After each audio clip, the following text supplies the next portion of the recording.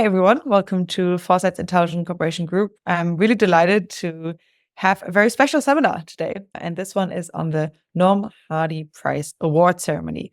So a few years ago, we've had a workshop on cryptography, security, and AI. And at that workshop, Mark Miller, who's also present with us here today. So thanks a lot for joining, Mark. And a few others were really brainstorming ideas in which we can incentivize more work on computer security, and not just computer security per se, but actually making security usable. So usability is, I think, really one of the issues that always comes up, and it's not really worth very much if we have secure systems, but no one knows how to use them. Norm Hardy was a pioneer in that field. There's a really wonderful text written by Mark Miller around him and his work. And so in order to honor him, Protocol Labs and Agoric agreed to sponsor an annual prize, 10K, for systems that provide a prototype, research, or other kind of just like artifacts of usable secure systems. So we're really happy this year to have our first Norm Hardy Prize winner here, and that's James Petrie. And James Petrie is representing a larger group here, and that's a group of COVID Watch. So congratulations from all of us for winning the first prize in this series of prizes. And we're really grateful that you could make it here to the virtual one. It was wonderful to meet you in person already to hand over the prize. But for now, we're really delighted to hear a little bit more about what you guys have been building. And then I'll be in the chat, monitor for questions. And then we have perhaps a larger Q&A around usable security after that. But for now, congratulations from all of us. Thanks a lot for showing up here, and we're excited to hear more. Sounds good. Yes, thanks for the intro. Yeah, so I'd like to just chat about some of the work we did that was relevant for this prize, and then maybe I'll share screens first. Yeah, I want to chat about some work that me and many other people did during the COVID pandemic. So this is representing a nonprofit called COVID Watch, and our work on decentralized digital contact tracing or exposure notification. So nice. But also, I just want to start by thanking you for organizing the Norm Hardy Prize, and just, I guess, it felt like we did a bunch of this work, but there wasn't really a legible way to show that we contributed, and really appreciate having the Norm Hardy Prize as a way to thank the people that put in the work for this project. So COVID Watch was a nonprofit that me and a few other people founded early in 2020. I guess a large number of volunteers, and then probably about 50 plus core contributors for the early days in the COVID pandemic. And we mainly were interacting over Slack. It was just a very large Slack group for everyone just was working on this project of digital contact tracing. So I guess what I'll talk about today is partly the story of how that came together, what things we worked on, the results or impact of that work, and then some future work, which I guess some of the future work is more on the usable rather than the secure side of the Norm Hardy Prize. I think, at least in my opinion, a lot of the systems are a good secure base, and there's things that we could build on top of them to make them more effective for future pandemics. And then I guess I'll add some caveats that there were a whole bunch of people working on this, and I was focused on specific parts of it. And so this presentation would probably be more representative of my view of the work rather than just everything. And also it was a few years ago, so there's probably people and projects that I shouldn't be forgetting, but might be forgetting. And then I guess also I'll probably focus on the work leading up to Apple and Google's exposure notification announcement, partly because it feels like that work was more relevant for the Norm Hardy Prize because it was more on the security and system design side. But I'll also add that lots of people did a lot of work on implementation and advocacy even after that. Jumping back to early 2020, at least for me, I started reading about COVID on Reddit in January, and it was, I don't know, I guess everyone was very uncertain about how it was going to go. But I was started to worry about the scalability of existing. One, if it was going to be a big pandemic, what systems did we have to deal with it? And two, how scalable would those be? It seemed like contact tracing was doing a pretty important part of China's early response. But if you looked at other countries, it wasn't clear if there would be enough people to do that contact tracing quickly. So I guess what I started thinking about was ways to scale that using digital technology. And I'd done some related work before, the security systems and things like that. So I guess, okay, great. If you want to control a pandemic. If in case there's going to be one, you want it to be scalable. So many people have smartphones. Obviously not everyone does, but I think the goal was to contribute to the control of the pandemic and not necessarily solve everything. But the problem was privacy. If you just make an app that records all the details about everyone, sure, it would be great at contact tracing. But yeah, there's a lot of civil liberties problems. Which is there a question? Yeah, Creon, go for it.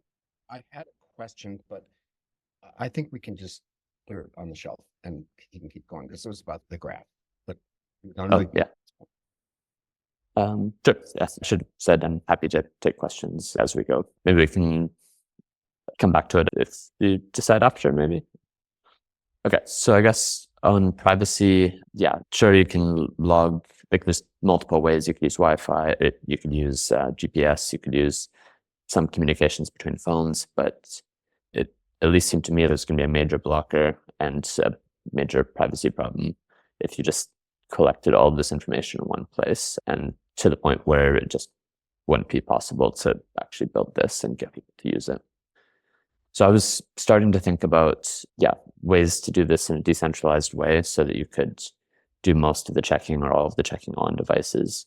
But I was stuck because I wasn't as familiar with smartphones, and I was thinking about how to use Wi-Fi or Google Nearby. And I was just starting my PhD, so in grad school, I was thinking about ways to write academic papers to make this happen. But that progress was quite slow. But fortunately, in February, I came across Tina's post. Tina White had made a post asking for digital apps that would help control COVID. And she put out a few different ideas, and it seemed like she was keen to work on this and make it happen. So I reached out to her, and she started a Slack group, and people kept responding to her message. There were some other announcements asking for volunteers, and so quite a few people showed up ready to help early on. And so we chatted with Scott and Dana at COEPI, who were thinking about Bluetooth. And so there was another group that was thinking about digital contact tracing. And we realized that Bluetooth was going to be much easier to prototype and build something and convince people to use it. Because other solutions, while they might have had some advantages, like in theory, they didn't have APIs and things that could make them work right away. So we started thinking about Bluetooth, and I was trying to figure out how to make it work. And I came across Jean Barre's GitHub page, where he had a bunch of open source work on Bluetooth communication between iPhones, which is what we were stuck on. So I guess this is like a brief timeline, and I'll zoom into some of the bits here. But in February, we started collaborating, chatting with people about how to make this happen. And then by a month later, we had an open source proof of concept for Apple and Android devices. And we wrote a white paper describing the technology, which I'll go into a bit more detail in a second, and started pushing for it as a way to at least help with the COVID pandemic. So I guess early March, we were thinking about, digital, privacy-preserving digital contact tracing. And Reese Fenwick wrote a good post early in March describing the idea and an attempt at making it more understandable for broader audiences. So the basic idea for the blog post was captured in this image in the bottom right here. Sorry, hope you can still see me. Basically, you get each device to share some data over Bluetooth continuously. And in this case, you'd have one of them say potato, and the other one would say banana, would actually be random packets of data. And you just get each device to remember all of the broadcasts that they've seen. Sorry, it's getting much darker in here. And if you get each device to record everything that it's seen, and then just keep that record locally, there's basically no information that's lost or that's collected by a central authority. It's just each device has this information, and the information itself is generated randomly or almost randomly. And what that allows you to do is that if at a later point one of these devices is owned by someone who tested positive for COVID, they can upload to some public database all of the information that they previously broadcasted, or at least in the past few days.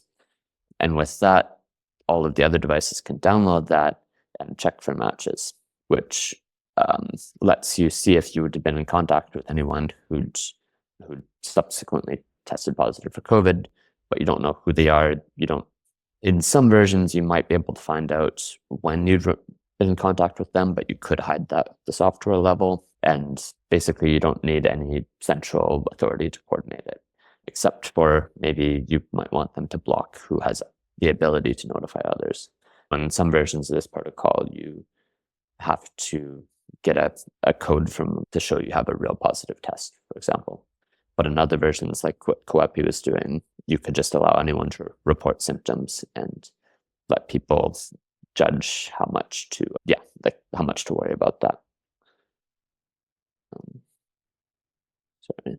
I guess, so we kept working on this idea, and we ended up writing a large blog post or white paper on it, basically looking at, which we build, how do we build it, modeling how we'll help, doing some demos of the work in progress software and things like that. And quite a few people in this slide contributed to it, as well as a few others that I think are in the acknowledgements. And this graphic basically just shows the process I was just describing. And then we also, John Barr put up a YouTube video showing actual phones running this protocol, randomly generating numbers, making sure you can actually record them accurately. And I did some epidemiological modeling of, I guess, what fraction of transmissions we expect to be able to measure based on how many people are using the app, how many people are getting tested, and the accuracy of detecting contacts. And also we did some work on speccing out what the app would look like, doing some mock-ups of that. So I guess after the white paper, a few people raised the problem that randomly generating these IDs would lead, if a lot of people tested positive, it would be a lot of data that would have to be downloaded by each device. Because if you have each device that tests positive has multiple IDs that they'd, I guess one thing I should add is they also change the IDs over time, because you don't want persistent tracking of devices. So if each device that tests positive has multiple IDs that are uploaded, and you have thousands or millions of people test positive, you could require that the phones downloading it have to download megabytes or a whole bunch of data, which might have been prohibitive if people don't have Wi-Fi or things like that. The one thing I was working on there was ways to generate these random IDs from a secret key. And you can take hashes with the time of day or something like that. And depending on how often you rotate that secret key, you can really reduce the amount of data by 100 or 1,000 times. And it has most of the same properties as the properly random IDs version. So then to continue on this, several people started building out the TCN protocol, which instead of just having this as high-level descriptions in a PDF document, they started thinking about which hashing functions to use, how often to rotate the keys, and just making everything concrete. And so that was publicly posted on GitHub. And then I turned my attention to Bluetooth, which was a major problem for us in March, because basically there were a lot of issues with Bluetooth devices were not really intended to be used for this type of protocol. There's several idiosyncrasies with Android devices, and then Apple intentionally prevented their devices from showing up when the screen is locked or when the app is in the background, which is normally not a problem, but for this prevented iPhone to iPhone communication from happening reliably. So quite a few developers were thinking about this at this point. And I think Singapore had published their app, but they were still having challenges with this. And we had some convoluted ways of getting around this, where you could change which device acts as essential, which acts as a peripheral, and you can do different things. And one thing you could do is you could let iPhones connect to Android devices, which would then broadcast their data to other iPhones. But that's obviously not ideal, because can't always be guaranteed to have an Android device around. Our request for Apple was to allow iPhones to advertise in the background when the phone is locked, which would let you do this type of communication more reliably. So we met with them in late March and just described what we were working on, described what we were blocked on, and asked for them to make this change. And then 2 weeks after that, Apple and Google announced the exposure notification system, which basically followed the same sort of design as what we were advocating for. So it was decentralized. It took hashes of these secret keys and rotated them. And it used the advertising process that we wanted them to do. They didn't expose it as something that app developers could use that Bluetooth functionality for, but they did design this API and this exposure notification system that you could specifically build apps for. And so this was great news for us because it enhanced the scale of what we were able to do. Because at that point, we were trying to prototype something to maybe get some local governments to test it out. But Apple and Google had a much larger reach to build it up robustly and then get a whole bunch of countries to use it, because it was partly because it was one of the only ways to solve that Apple-to-Apple communication problem. Over the course of the COVID pandemic, I think close to 100 million people downloaded an app that used this exposure notification system in, I can't remember how many countries, but it was 20 or 30 countries. I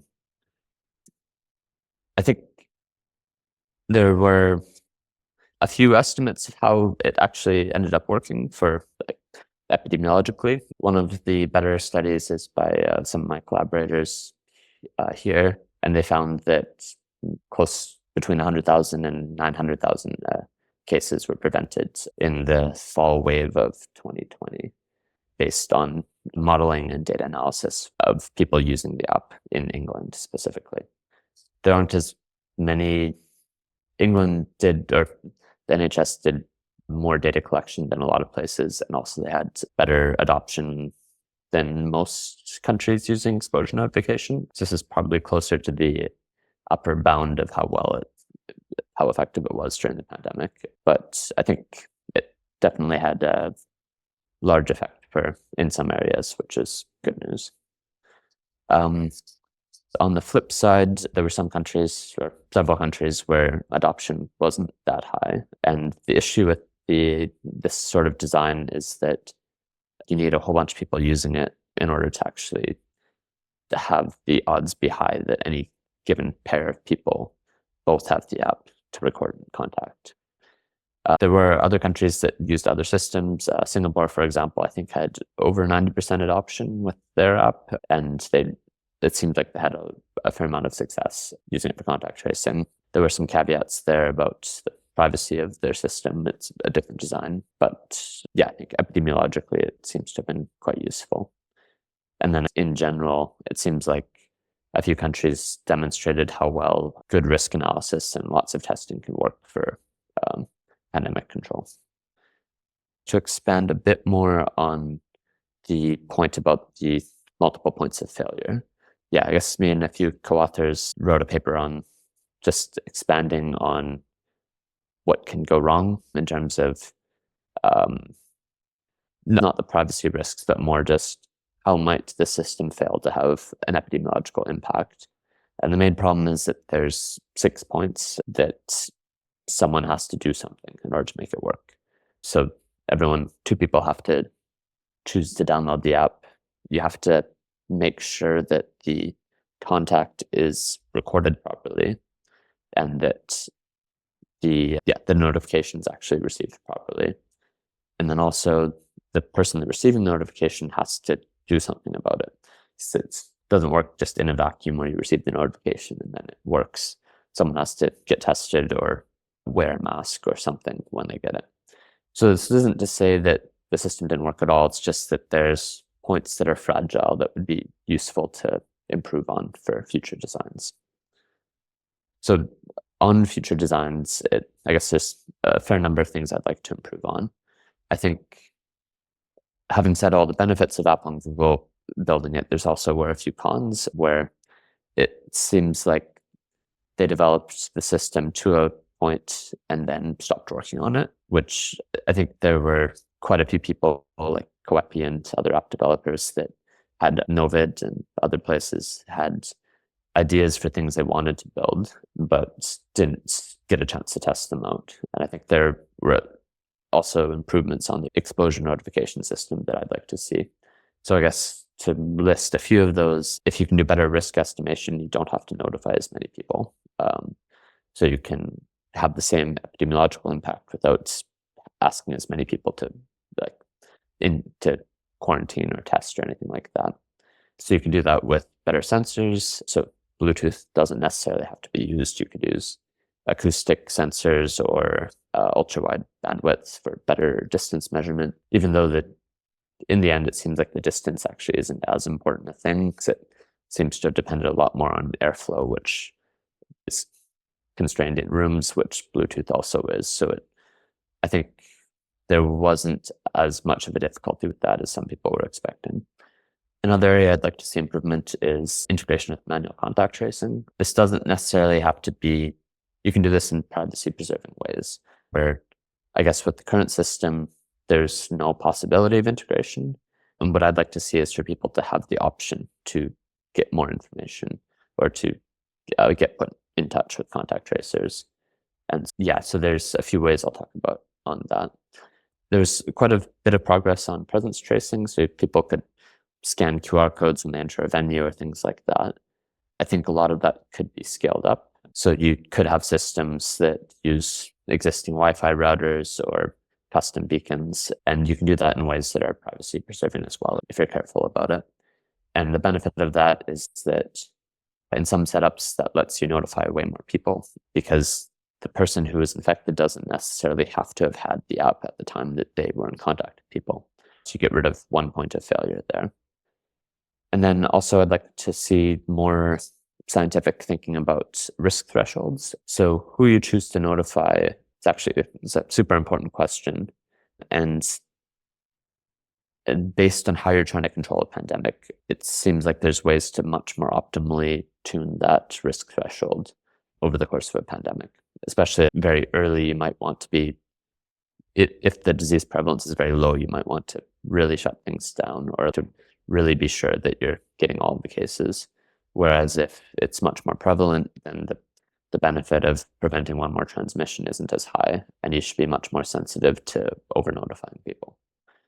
I think one area that would be great to see more progress on is incentives and support for participation. So during COVID, people might have got a notification and then they're asked to quarantine for 14 days, but they might not be able to get that time off of work. It's a huge inconvenience. So I'd like to see testing to replace quarantine where possible. And then if you can do testing and you test positive, to better support people who are sick, were there to be another major pandemic. Because improving the incentive structure helps, like, one, is just a fair thing to do. And two, I think will help with adoption and usage and get more impact out of it. And there have been some ideas for other designs of apps that would flip the incentive structure a bit, but I won't get into those here. And then the last thing I want to talk about is getting more real-time information for researchers and policymakers, which, again, there's designs that do this that aren't at all privacy preserving, but there's also many designs that are. And if you design it carefully in advance, it seems like you could build systems in advance of a pandemic that would give you a lot more real-time information. And I guess some of those things that you might have taken months to wait for a paper to come out from manually collected data, you could potentially use a system that samples 2% of people in your population who've opted into sharing some information. And that might tell you exactly how the pandemic's going in terms of where people are getting, what types of contacts cause people to get infected, how, what types of behavior modifications people are making, and just generally, should you expect transmissions to go up or down in the next few days. So it seems like there's intentionally leveraging that can be quite useful for epidemiologists that are trying to respond to a pandemic. So I guess on the first point of better classification algorithms, I guess some collaborators and I have started looking at the NHS data to understand, to predict risk from given a contact event with a certain distance, certain duration, what is the actual probability of a transmission having occurred? And the NHS has lots and lots of data on this, which is all anonymized, but it allows us to understand COVID transmissions better in general, and then also how to tune apps like this to be more accurate to prevent people from getting falsely notified as much. And then the last point I was making about understanding the epidemic in real time, you can also do with this where you look at the types of contact events. So are these over time, what's the duration of contacts, what's the proximity, and if you can understand that, then you might be able to see how your public policies are actually changing the population's behavior.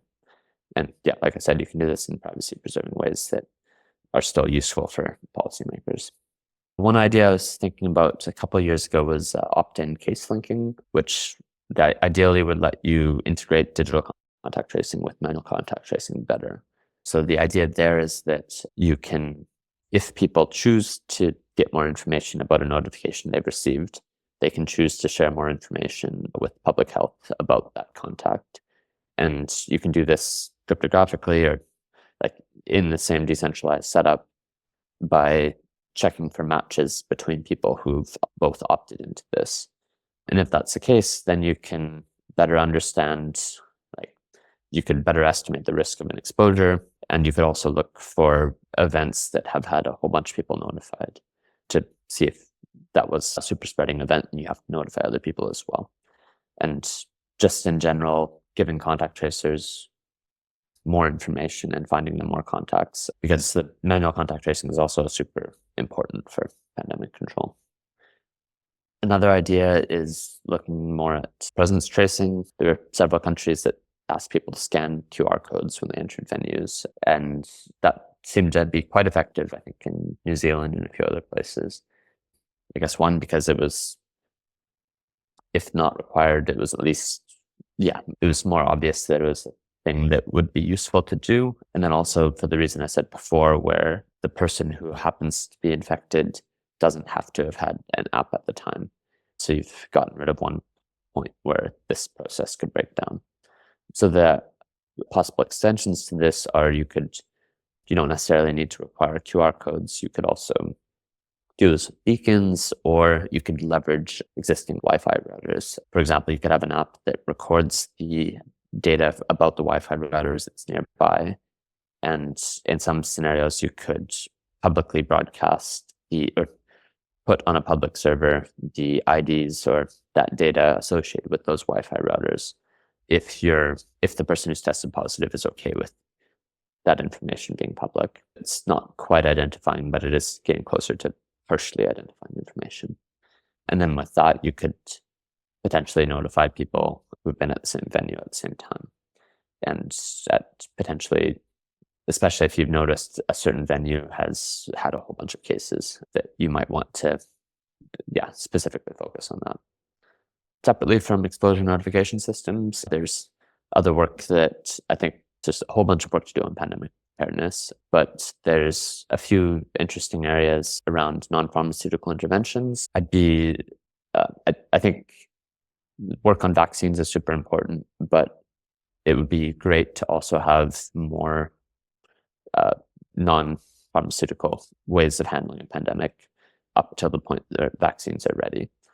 And so I think a major crux around how well non-pharmaceutical interventions work is this trade-off between social acceptability and the burden on an individual, and then the robustness overall.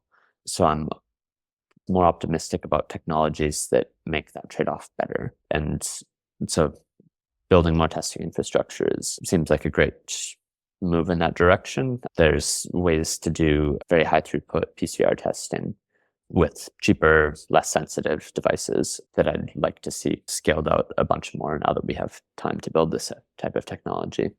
Because being able to proof that you're not positive for disease lets you, for some very bad pandemics, it seems like one of the better sort of trade-offs for individual versus social responsibility. And I guess it's just useful in general to be able to do more testing. And there's a whole bunch of other things that I think I won't cover here, but lots of exciting work on this. Okay. Thank you, everyone. Yeah, happy to take questions.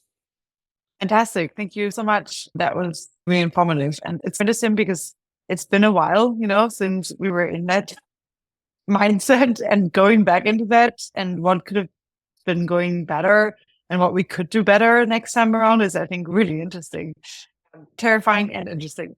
But yeah, thanks a lot. I have a ton of questions, but I will first give the stage to Creon, who had one already. Yeah, thanks, Allison. Let me turn my camera on. All right. Yeah, thanks for the presentation. You and I, Mr. Petrie, are probably about as opposite as people can be, I suspect, on our assessment of all things COVID. But, that's a warning. You're talking to the opposition here, okay? But to maybe not immediately jump into polarizing topics, I'm going to ask you, to be honest, I think I think everything we did in COVID, including your thing, was useless for COVID, for preventing disease. But I'm interested in this technology, okay? I don't want to focus on that first polarizing thing. That's just like where I'm at, okay? But I'm interested in the technology, and I'm wondering two things about this technology. One is, aside from pandemics, I want to leave that aside.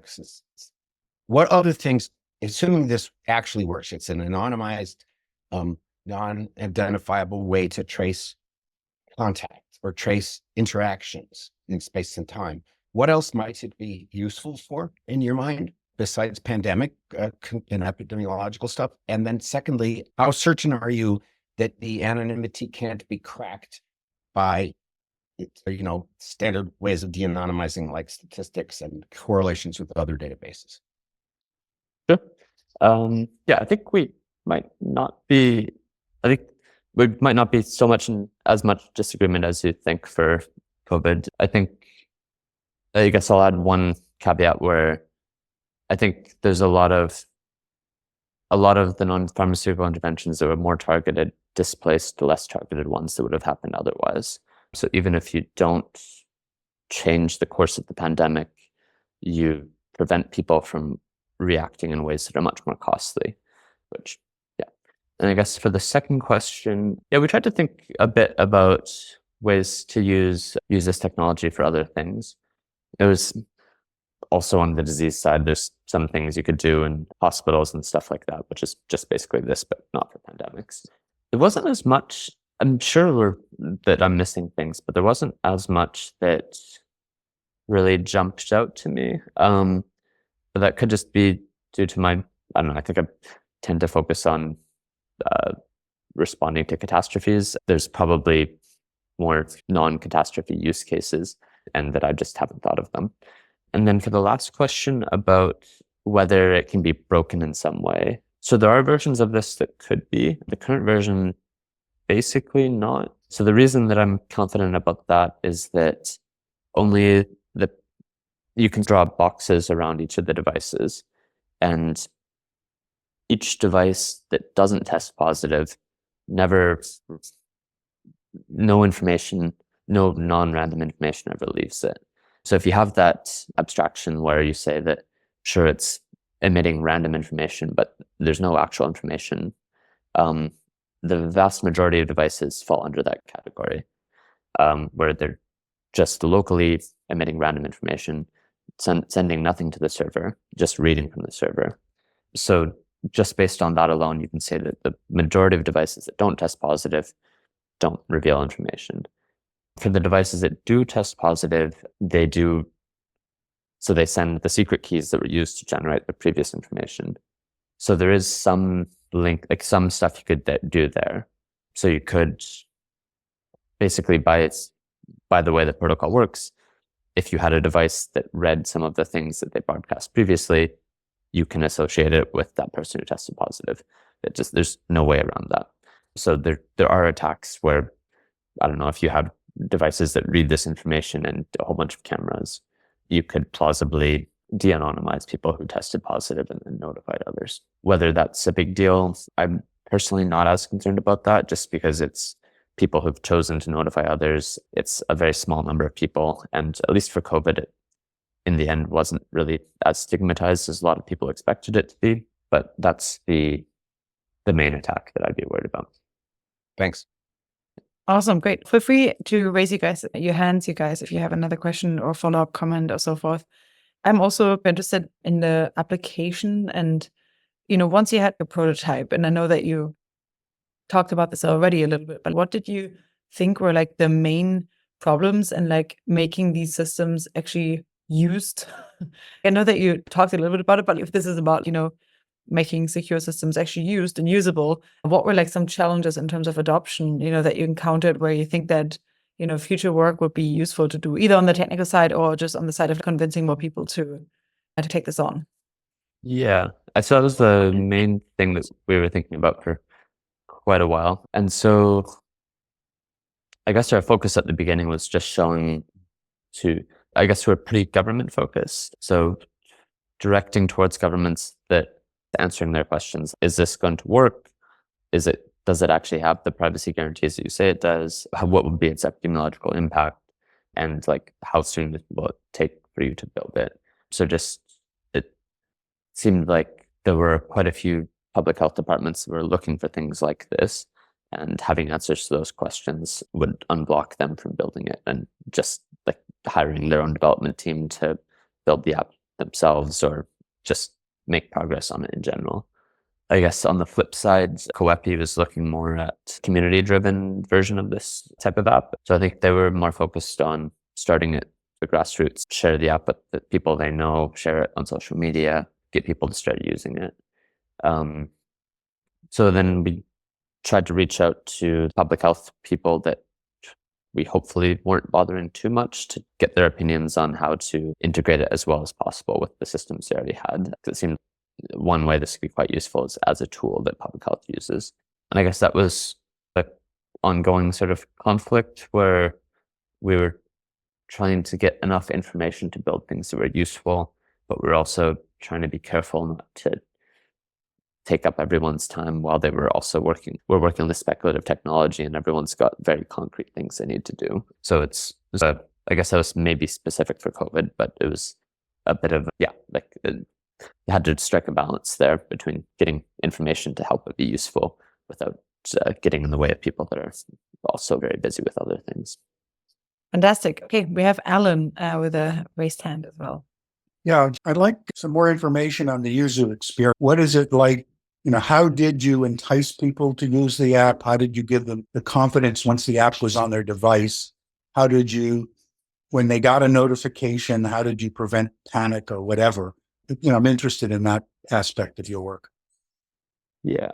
So I'll start by saying this is a bit outside of my wheelhouse. So a lot of people did do work on this within COVID Watch, but I wasn't as familiar with their work on it. But I think people were thinking a lot about,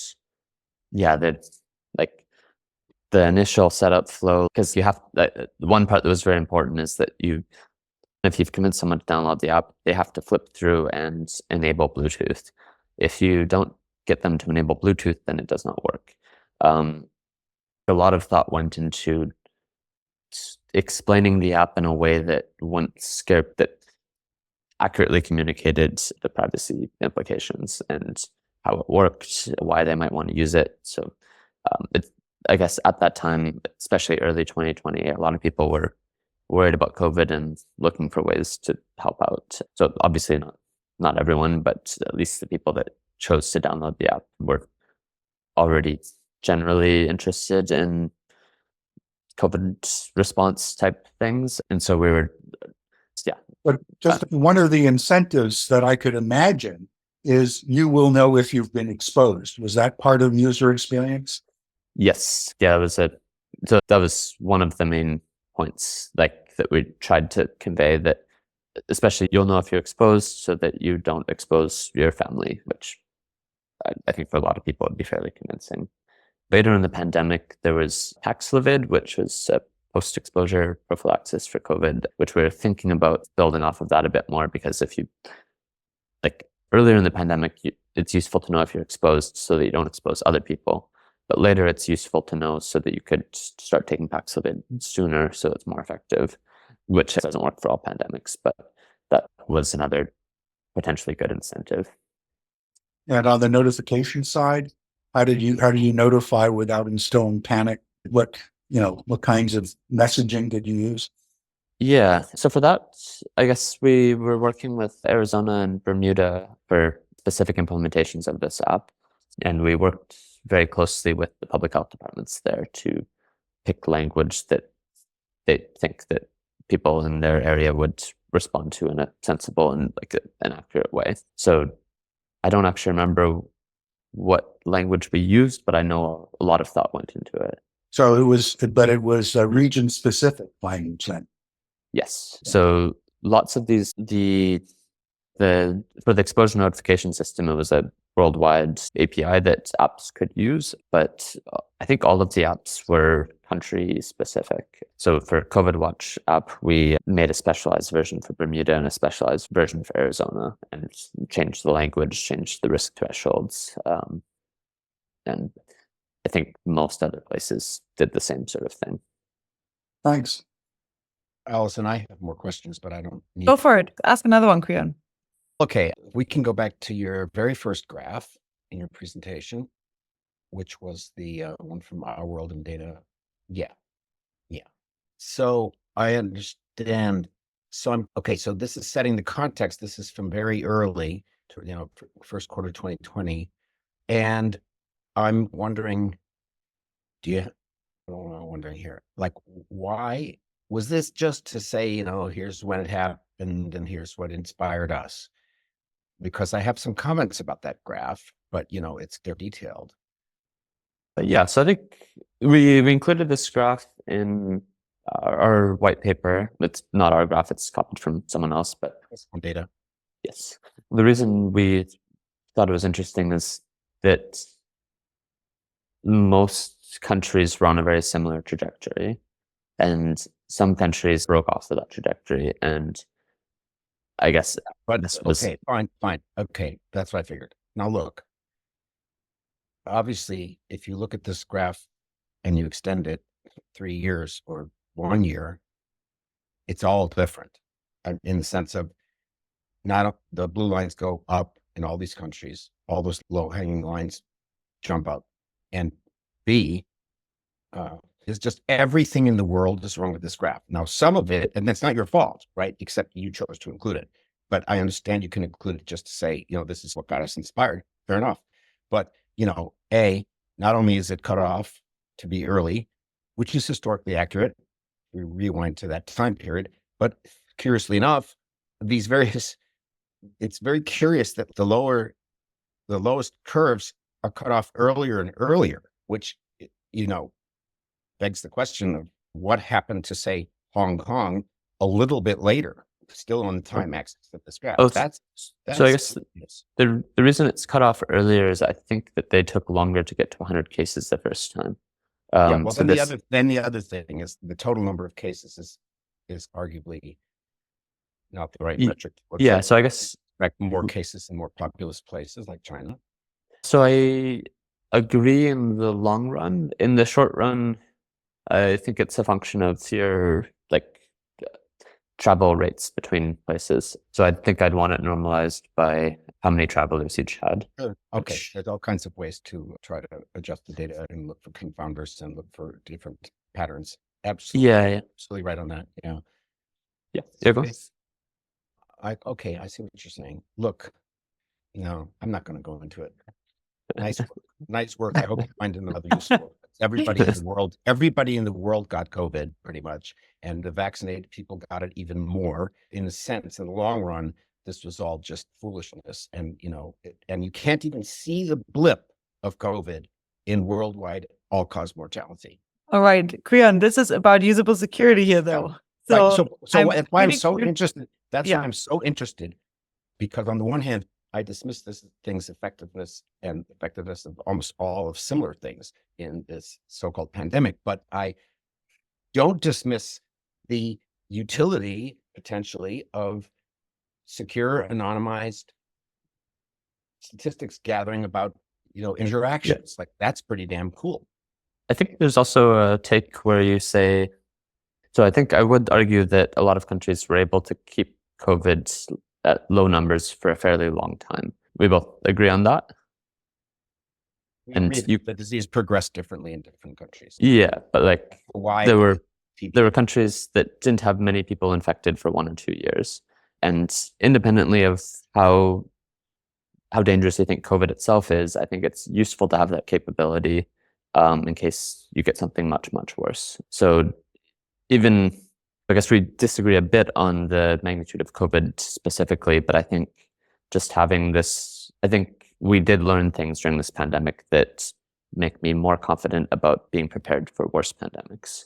Yeah, that's actually one thing that I would really love to have you possibly close on. Like, how well prepared do you think we are? Is there anything that we can put in place, for future use cases like this, whether a pandemic or others, where we can create a better ecosystem for getting projects like this off the ground? This was done with such volunteer effort, and like in a really, almost like incredible kind of like proactive fashion. Is there anything we can do better? Are there any systems or ecosystems in place already that can that help people, pony up and do this type of work?